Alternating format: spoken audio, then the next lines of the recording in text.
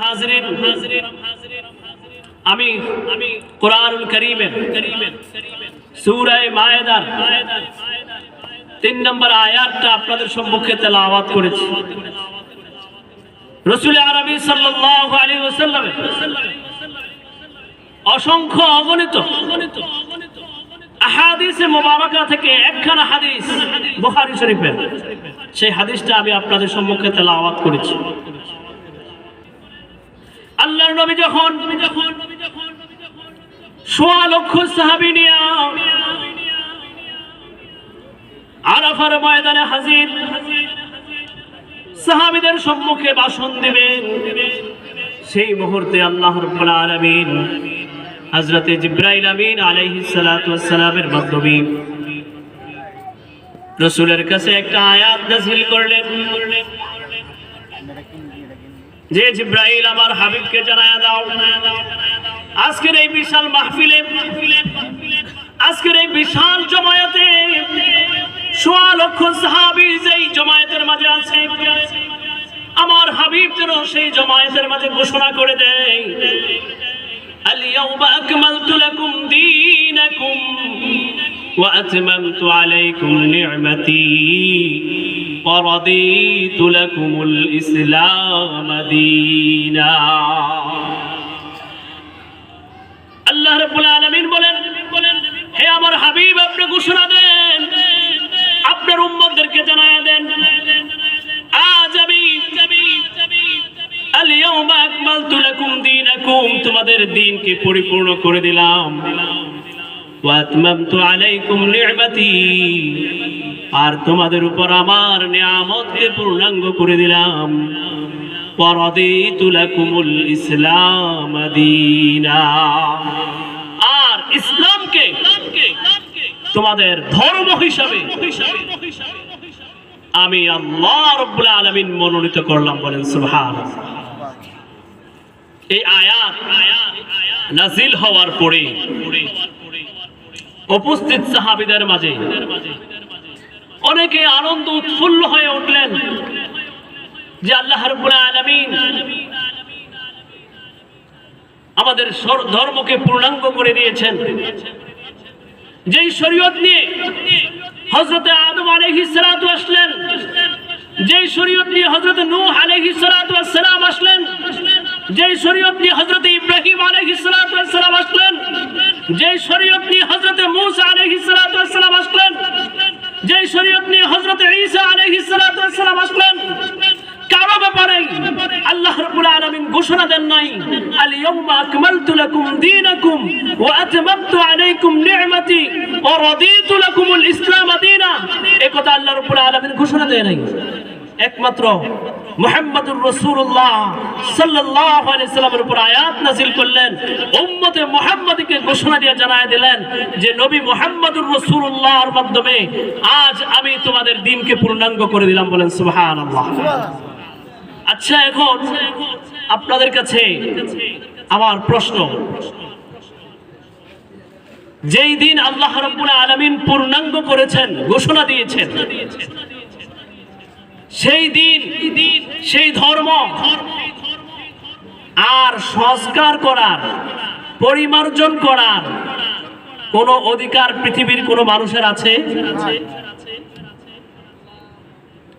যেই দিন সম্পর্কে আল্লাহ রাব্বুল আলামিন বললেন আরাদিতু লাকুমুল ইসলাম দীনা, ও দুনিয়ার মানুষ, তোমাদের জন্য আমি ইসলামকে জীবন বিধান হিসাবে, তোমাদের ধর্ম হিসাবে আমি মনোনীত করলাম, নির্বাচিত করলাম। সেই বিধান, সেই ধর্মকে ফেলে দিয়ে ভিন্ন কোন ধর্মের দিকে যাওয়ার সুযোগ আছে? এই আয়াত নাযিল হওয়ার পরে ওই উপস্থিত সাহাবীদের মাঝে ১৬ লক্ষ সাহাবী আরাফার ময়দানে রাসূল সাহাবীদেরকে নিয়ে হজ করতে গিয়েছিলেন, বিদায় হজ। সাহাবীদের কিছু অংশে তো আনন্দ ফুর্তি শুরু হয়েছে যে আজকে আল্লাহ রাব্বুল আলামিন আমাদের শরীয়ত পূর্ণাঙ্গ করে দিয়েছেন, ইসলাম পরিপূর্ণ হয়ে গেছে। আর আয়াত নাযিল হওয়ার পরে কিছু সাহাবী, বিশেষ করে হযরতে আবু বকর সিদ্দিক রাদিয়াল্লাহু তাআলা আনহু, মাহফিলের এক কর্নারে বসে বসে কান্না করতেছে। কি করতেছেন? কান্না করতেছেন। অন্যান্য সাহাবীরা প্রশ্ন করে সাইয়েদনা আবু বকর, আজকের এই খুশির মুহূর্তে আপনি কেন কান্না করেন? আল্লাহর পক্ষ থেকে দিন পূর্ণাঙ্গ করে দেওয়ার ঘোষণা হয়েছে, এটা তো অত্যন্ত খুশির খবর, আপনি কেন কান্না করেন? সাইয়েদনা আবু বকর সিদ্দিক রাদিয়াল্লাহু তাআলা বলেন, ও আমার সঙ্গীরা, আল্লাহর নবীর সাহাবীরা, শোনো, তোমরা যেই দিকে লক্ষ্য করে আনন্দিত হয়েছো, আমিও সেদিকে লক্ষ্য করে আনন্দিত। কিন্তু এই আয়াতের পিছনে, এই আয়াতের মাধ্যমে আল্লাহ রাব্বুল আলামিন রাসূলের ইন্তেকালের বার্তা দিয়ে দিয়েছে। কিসের বার্তা দিয়েছেন? রাসূলের ইন্তেকালের। কারণ রাসূলকে যে মিশন দিয়ে পাঠানো হয়েছে, রাসূলকে যে ভিশন দিয়ে পাঠানো হয়েছে, সেই মিশন যখন পূর্ণ হয়ে গেছে, সেই উদ্দেশ্য যখন পূর্ণ হয়ে গেছে, রাসূল তো আর বেশি দিন আমাদের মাঝে থাকবে না।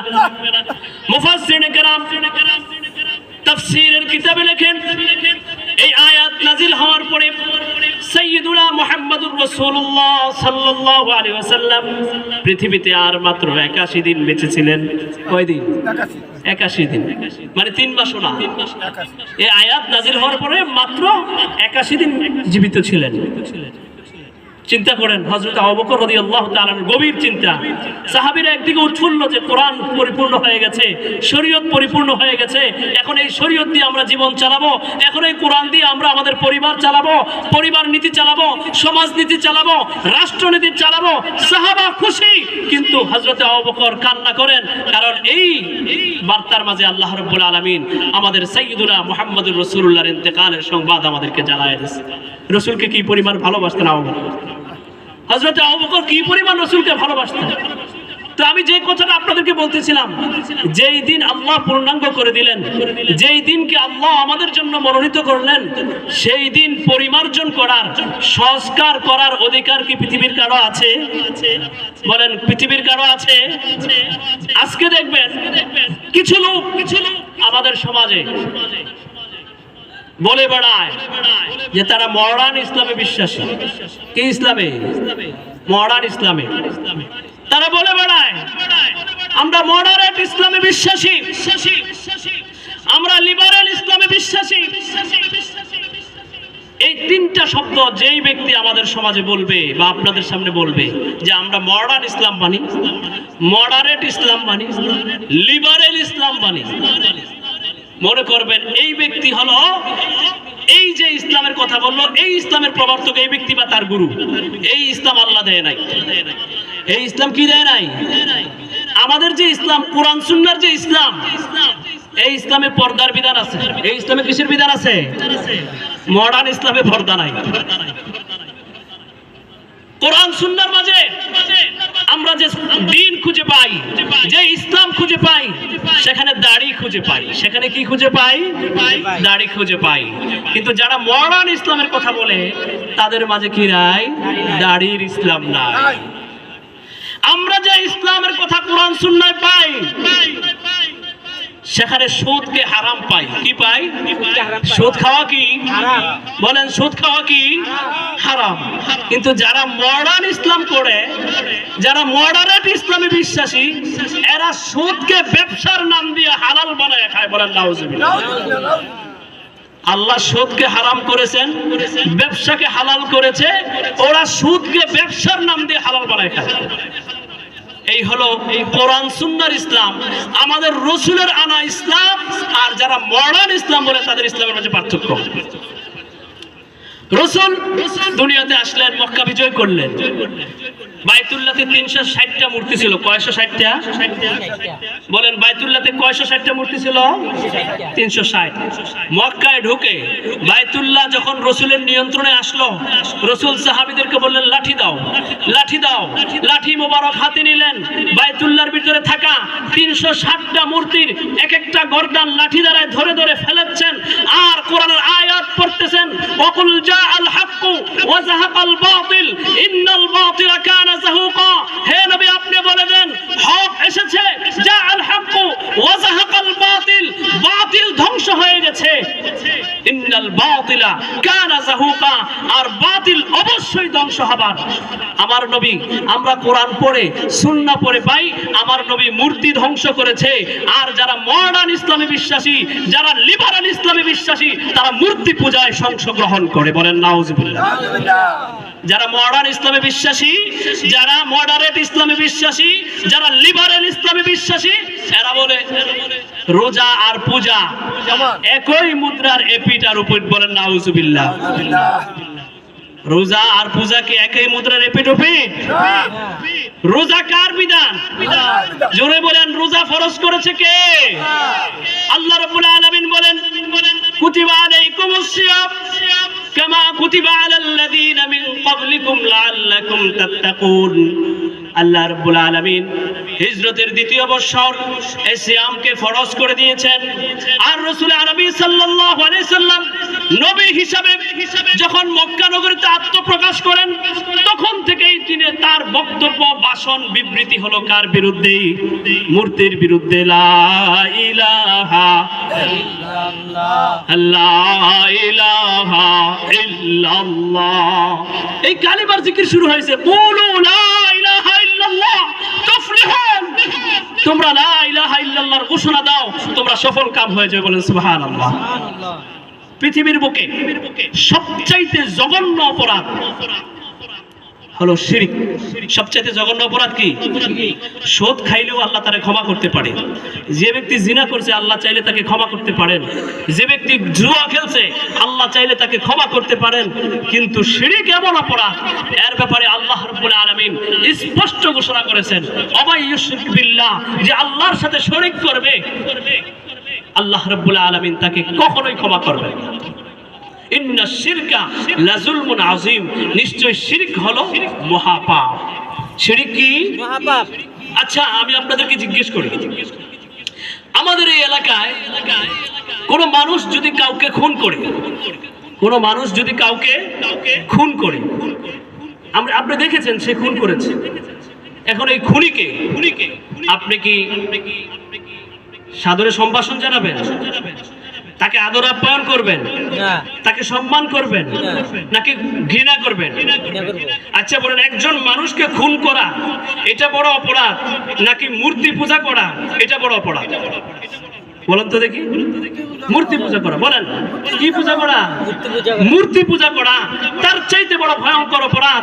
যেখানে একজন খুনিকে আদর আপ্যায়ন আমরা করি না, যেখানে একজন সুদখোরকে আমরা শ্রদ্ধা করি না, যেখানে একজন দুর্নীতিবাজকে আমরা শ্রদ্ধা করি না, তার এই দুর্নীতিবাজের চাইতেও, এই সুদখোরের চাইতেও, এই বেনামাজির চাইতেও ভয়ঙ্করতম অপরাধী হলো একজন মুশরিক।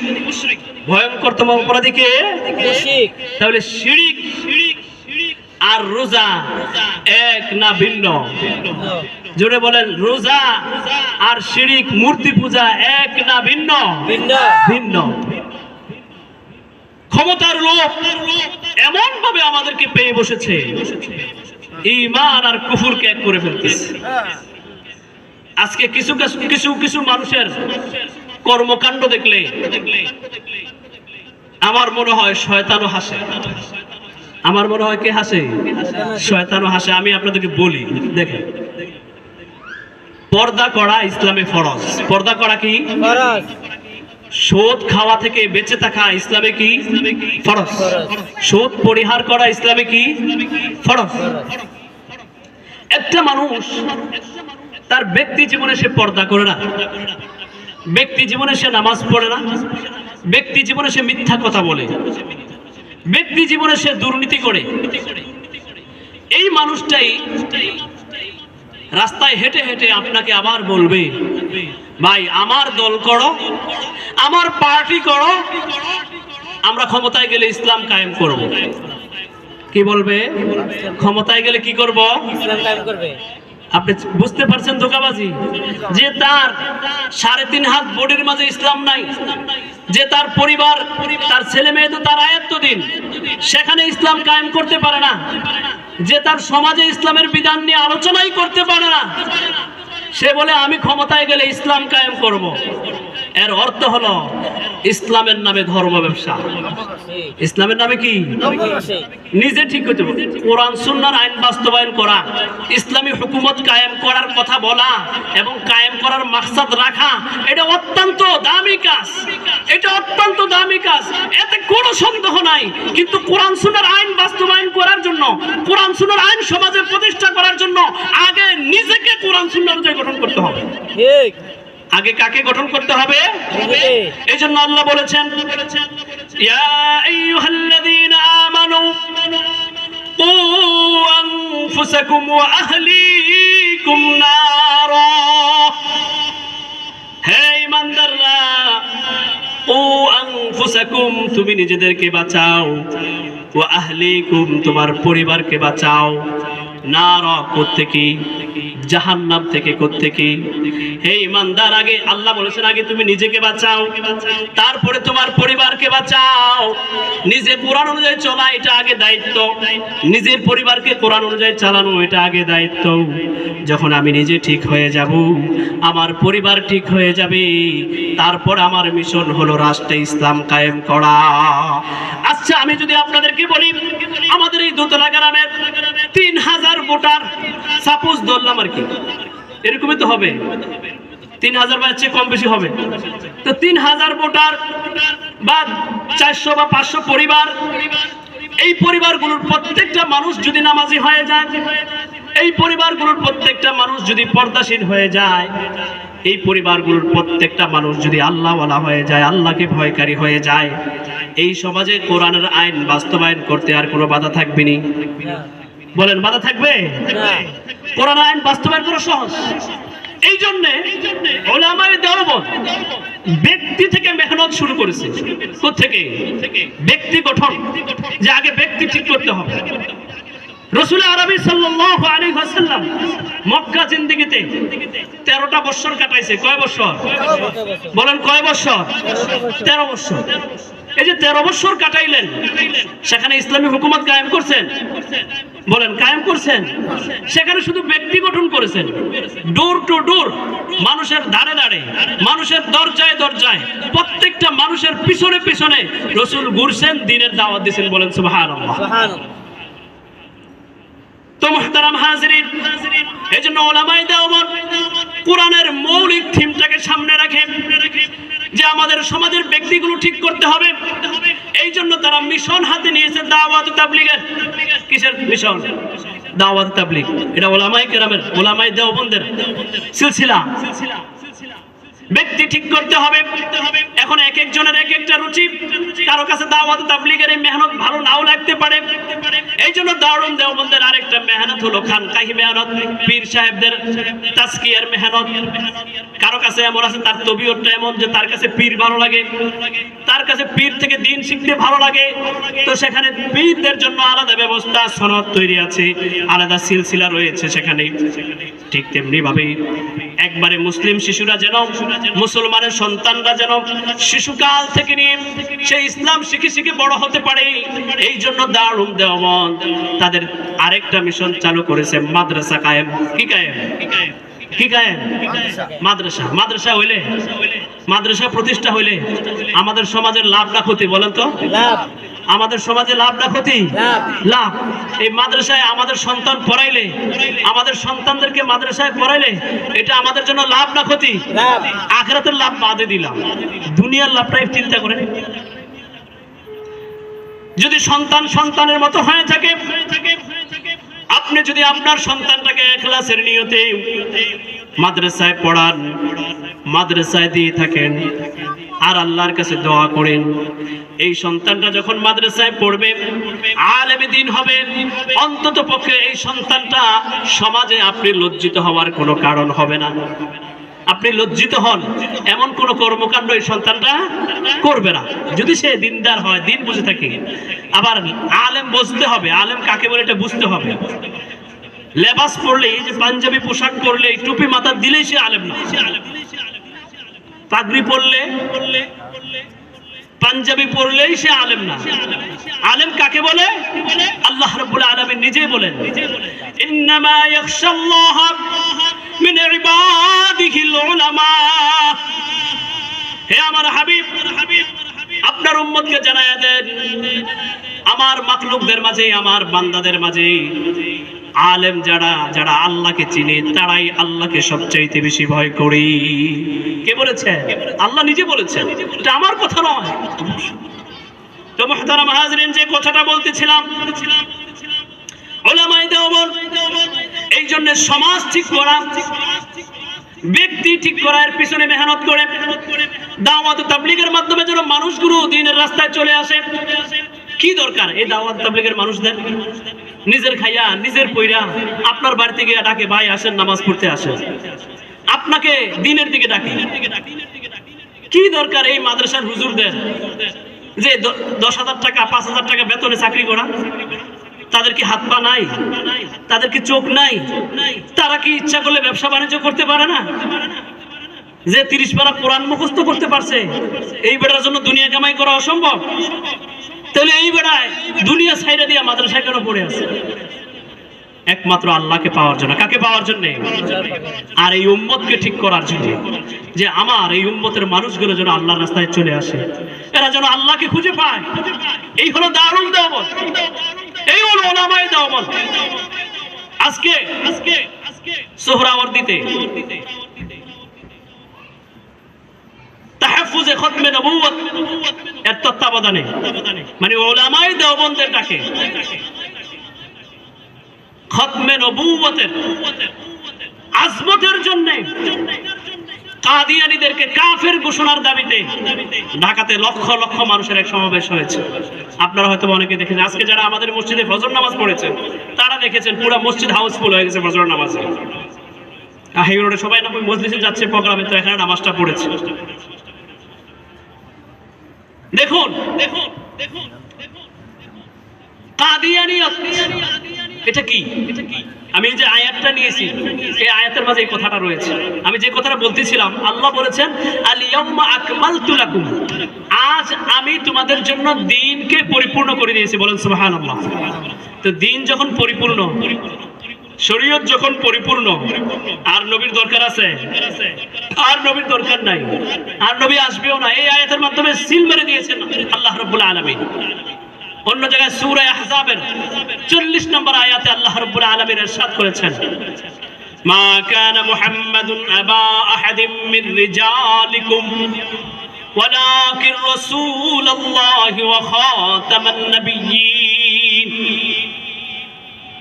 আল্লাহ রাব্বুল আলামিন বলেন, মুহাম্মদ তোমাদের প্রাপ্তবয়স্ক কোন পুরুষের পিতা নন, ওয়ালাকিন রাসূলুল্লাহ, কিন্তু মুহাম্মদ হলো আল্লাহর রাসূল, শুধু সাধারণ রাসূল নয়। ওয়া খাতামান নাবিয়্যিন, সমস্ত নবীদের পরিসমাপ্তিকারী। বলেন সুবহানাল্লাহ। সর্বশেষ নবী কে বলেছেন? আল্লাহ নিজে বলেছেন। অন্য জায়গায় রাসূল বলেছেন, আনা খাতামুন নাবিয়্যিন লা নাবিয়্যা বাদি, আমি সর্বশেষ নবী, আমার পরে আর কোন নবী নাই, আমার পরে আর কোন নবী নাই। এখন কোন মুসলমান যদি সূরা আহজাবের 40 নম্বর আয়াত ওয়ালাকিন রাসূলুল্লাহি ওয়া খাতামান নাবিয়্যিন এটাকে অস্বীকার করে, সে মুসলমান না কাফের? কাফের। বলেন, কোরআনের এই আয়াতকে ও যদি অস্বীকার করে, সে মুসলমান না কাফের? কাফের। এই কাদিয়ানীরা, কাদিয়ানী বলা হয় কেন? মির্জা গোলাম আহমদ কাদিয়ানী, সে কাদিয়ান নামক এলাকায় জন্মগ্রহণ করেছে, তাই তাকে কাদিয়ানী বলা হয়। আর তাকে যারা অনুসারী করে তাদেরকেও কাদিয়ানীরা বলা হয় বা কাদিয়ানী বলা হয়, যেহেতু সে কাদিয়ান নামক এলাকায় জন্মগ্রহণ করেছে। এটা নিয়ে আমার বিস্তারিত আলোচনা করার সুযোগ নাই, সময় নাই। এই গোলাম আহমদ কাদিয়ানী, তার লেখা রুহানি খাজায়েন নামক একটা কিতাব আছে। কি কিতাব? রুহানি খাজায়েন। এই কিতাবের ৫ম খণ্ডের 447 নম্বর পৃষ্ঠায় সে নিজে লিখেছে যে আমাকে যদি কেউ নবী না মানে তাহলে সে জারজ সন্তান। বলেন নাউজুবিল্লাহ। এই গোলাম আহমদ কাদিয়ানী কি বলতে চাচ্ছে? যে আমাকে যদি কেউ নবী না মানে সে জারজ সন্তান। তো দেখো, এখন পৃথিবীর কোন মানুষ, বিশেষ করে মুসলমান, ইহুদি, খ্রিস্টান, হিন্দু, বৌদ্ধ, কেউ তো গোলাম আহমদ কাদিয়ানীকে কি মানে না? নবী মানে না। তাহলে তার লিখিত কিতাবের ভাষ্য অনুযায়ী পৃথিবীর সমস্ত মুসলমান, পৃথিবীর সমস্ত ইহুদি, পৃথিবীর সমস্ত খ্রিস্টান, পৃথিবীর সমস্ত হিন্দু সবাই কি হচ্ছে? বলেন কি হচ্ছে? জারজ সন্তান হচ্ছে। তা আমাদের দেশের প্রধান উপদেষ্টা, আমাদের দেশের এমপি মন্ত্রী, আমাদের দেশের যারা ক্ষমতাসীন আছেন, এরা কেউ তো একই কি করে না? নবী মানে না। তাহলে গোলাম আহমদ কাদিয়ানীর ভাষ্য অনুযায়ী এরা সবাই কি? জারজ। তাহলে যেই ব্যক্তি আমাদের প্রধান উপদেষ্টাকে জারজ মনে করেন, যেই ব্যক্তি আমাদের মন্ত্রীদেরকে জারজ সন্তান মনে করে, যেই ব্যক্তি এই সমাজের আলেমদেরকে জারজ মনে করে, এই ব্যক্তির কোন কর্মকাণ্ড বাংলাদেশে চলতে দেওয়ার সুযোগ আছে? তারপরেও আমরা বলি তারা থাকুক, কিন্তু মুসলমান পরিচয়ে থাকতে পারবে না। ওলামায়ে কেরাম এই দাবি নিয়েই আজকে সোহরাওয়ার্দীতে একত্রিত হয়েছে যে এদেরকে কাফের ঘোষণা করতে হবে। এখন প্রশ্ন হলো যে তারা মুসলমান নামে বসবাস করলে সমস্যা কোথায়? তারা যদি মুসলমান নামে বসবাস করে তাহলে সমস্যা কোথায়?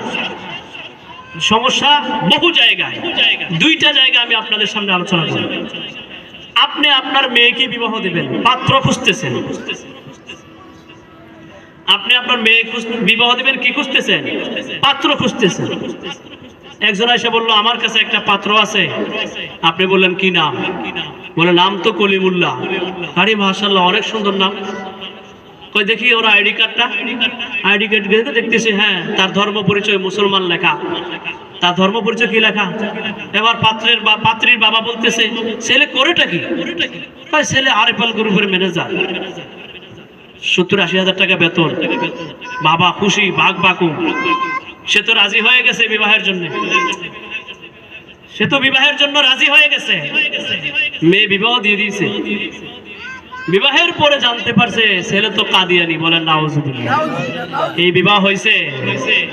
তাহলে তাদেরকে মুসলমান রাখলে, তারা যদি মুসলমান হিসেবে এই সমাজে বসবাস করতে চায়, তাহলে আমার আপনার সন্তানরাও নিরাপদ না, আমি আপনি নিরাপদ না। আমার ছেলেকে আমি কাদিয়ানি মেয়ের সাথে বিয়ে দেওয়ার সম্ভাবনা আছে, আমার মেয়েকে কাদিয়ানি কোনো ছেলের সাথে বিবাহ হয়ে যাওয়ার সম্ভাবনা আছে। এই জন্য সরকারিভাবে তাদেরকে অমুসলিম ঘোষণা করতে হবে, যাতে মুসলিম সমাজ কাদিয়ানি ফিতনা থেকে নিরাপদ থাকে। বলে কিনা বলেন?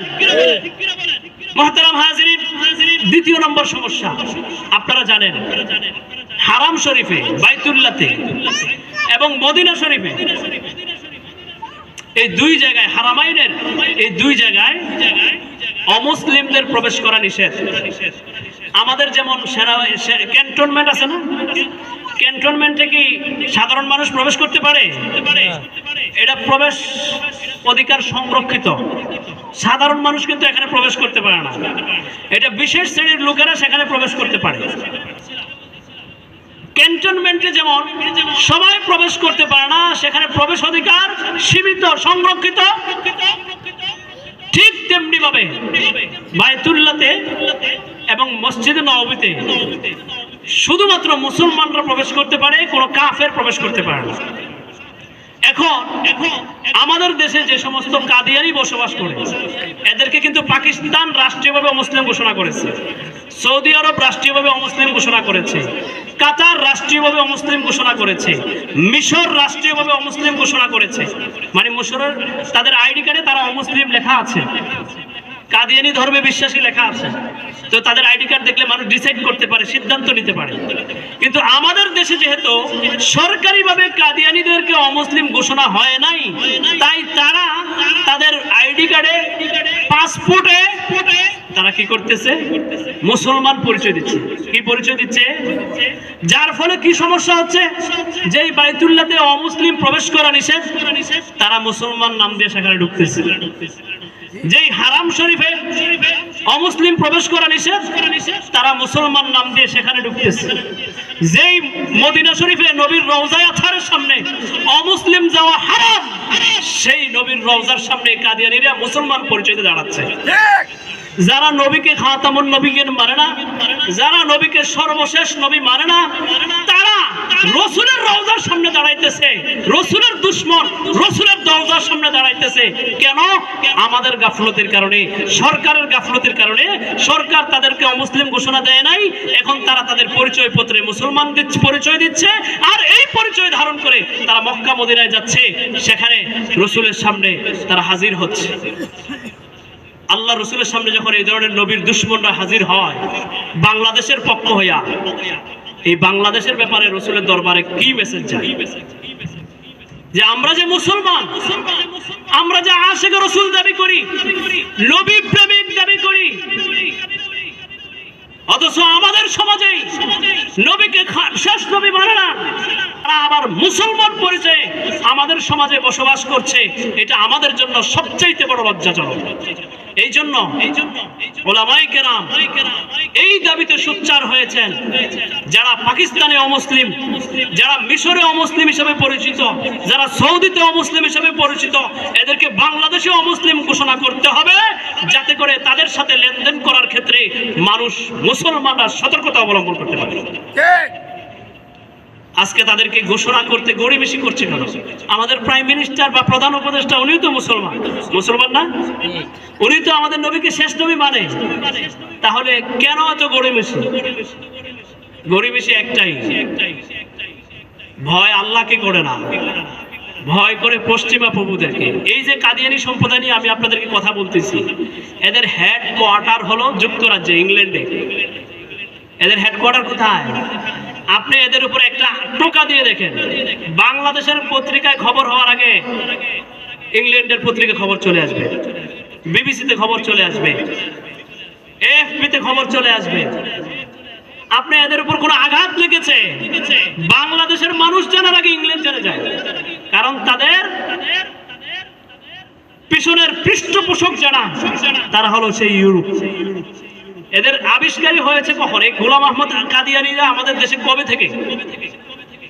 যখন এই দেশটা, এই পাকিস্তান, বাংলাদেশ, ভারত, এই দেশটা যখন একসাথে ছিল, যেটাকে ভারত উপমহাদেশ বলা হয়। কি বলা হয়? ভারত উপমহাদেশ। 1840 সালে এই গোলাম আহমদ কাদিয়ানী ভারতের পাঞ্জাব প্রদেশের গুরুদাসপুর জেলায় জন্মগ্রহণ করেছে। তখন এই ভারতে ব্রিটিশদের শাসন চলছিল।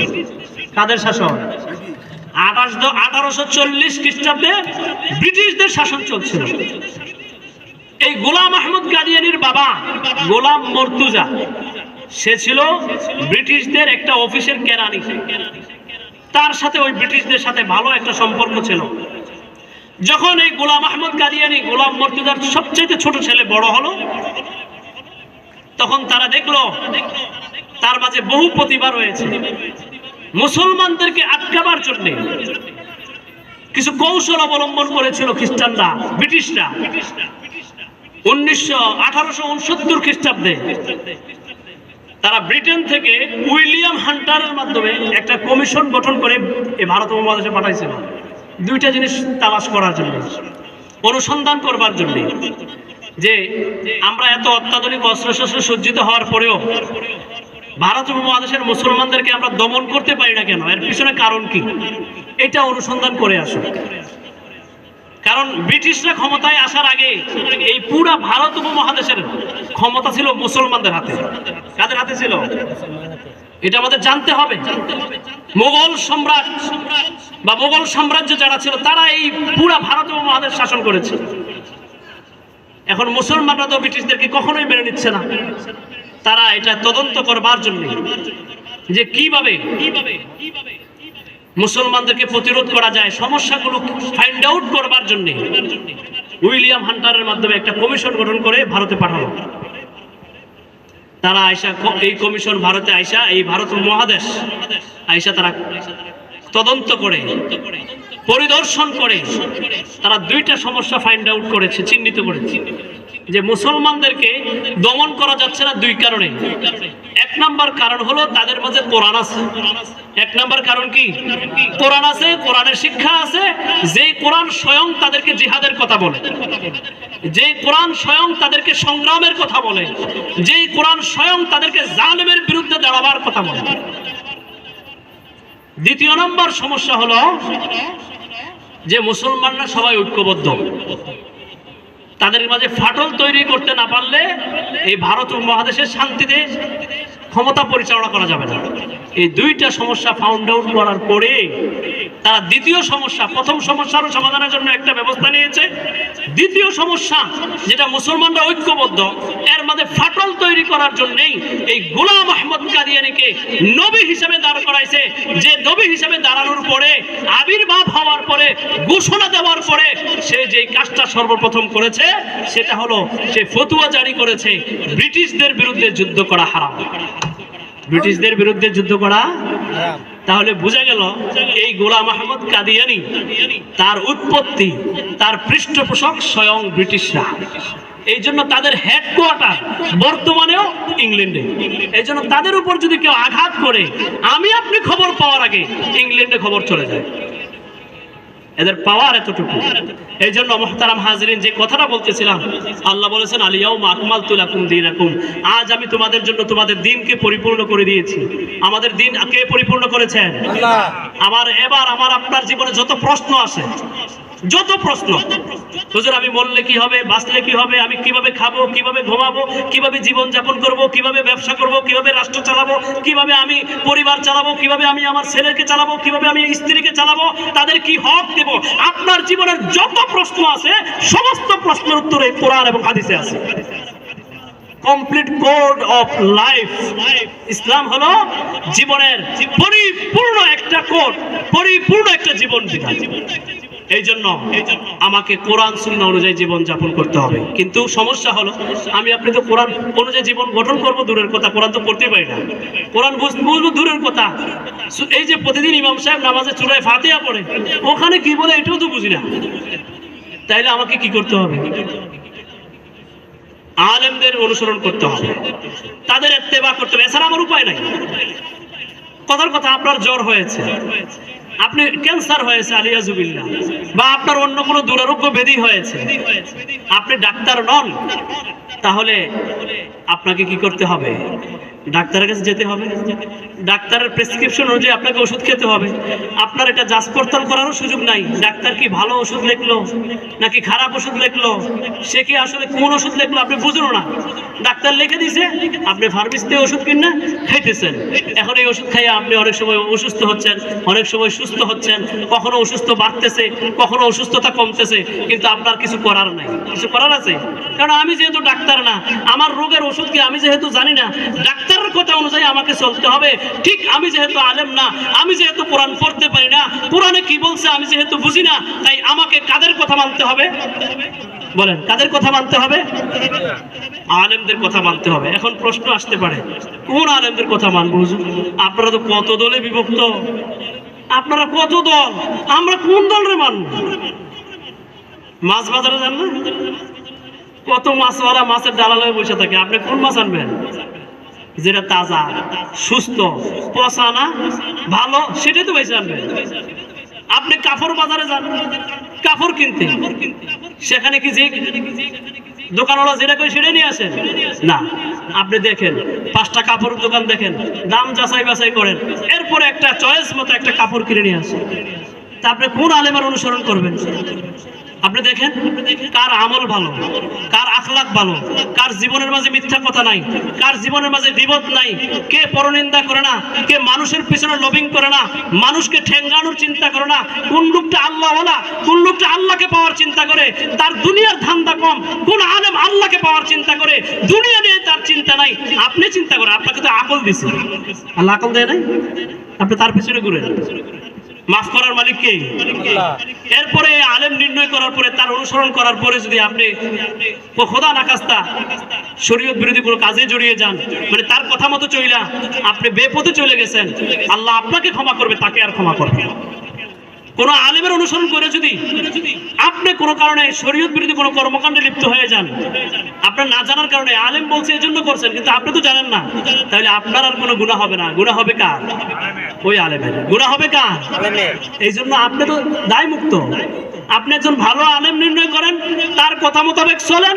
এখন এই ব্যক্তি যদি আপনাকে মিসগাইড করে কোরআন সুন্নাহ বিরোধী রাস্তায় চালায়, এটা আপনি বুঝতে পারেন নাই, তাহলে আল্লাহ রাব্বুল আলামিন আপনাকে ক্ষমা করবেন। আল্লাহ আমাদেরকে আলেমদেরকে মহব্বত করবার, তাদের সাথে চলবার, দ্বীনকে পরিপূর্ণভাবে ধারণ করার তৌফিক দান করো। নবীর মহব্বত হৃদয়ে ধারণ করবার তৌফিক দান করো। আমিন। ওয়া আখির দাওয়ানা আলহামদুলিল্লাহি রাব্বিল আলামিন।